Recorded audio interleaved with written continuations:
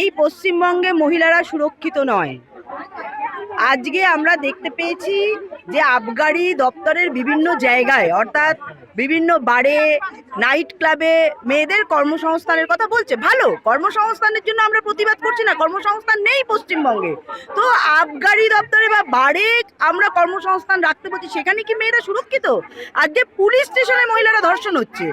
আমরা সন্দেশখালীতে দেখেছি শেখ শাহজাহান পার্টি অফিসে রেখে পিঠে বানাতো।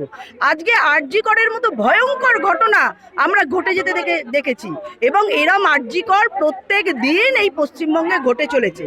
আমরা পার্ক স্ট্রিট থেকে, কামদুনি থেকে, আমরা হাঁসখালি থেকে, প্রত্যেক জায়গায় আমরা প্রত্যেক দিন মহিলাদের এই অসুরক্ষা দেখতে পাই। শুধু ধর্ষণ নয়, খুন করে তার বডি লোপাট করে দেওয়া হয়।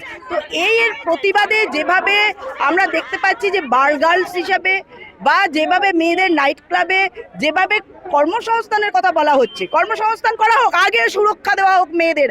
আমরা কালকেও দেখেছি, জগদ্দলে আগেও দেখেছি যে মেয়েরা রাস্তায় চলতে পারছে না, তাদের বিভিন্ন ভিডিও ফটোগ্রাফি করা হচ্ছে, তাদেরকে অশ্লীল অঙ্গভঙ্গি করা হচ্ছে। এতজনের মধ্যেও মেয়েরা সুরক্ষিত নয়।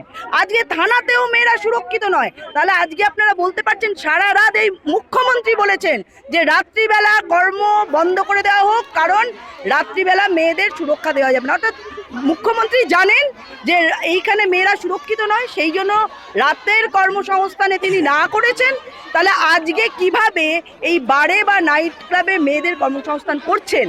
প্রশ্ন হচ্ছে, কর্মসংস্থান যদি করতেই হয় তাহলে তার পরিবেশ নির্মাণ করতে হবে, মেয়েদের সুরক্ষা দিতে হবে, মেয়েদের সম্মান ফিরিয়ে আনতে হবে।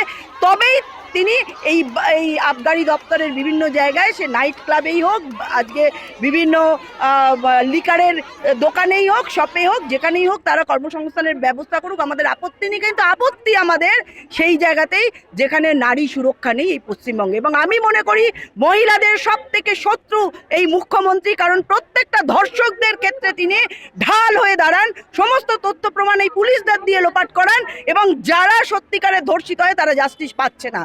সেই জন্য আমরা এই জাস্টিসের জন্য, এই অন্যায়ের জন্য, এবং মেয়েদের প্রত্যেক দিন তাদের মান সম্মান ভুল লুণ্ঠিত হওয়ার জন্য আমরা আজকে রাস্তায় নেমেছি।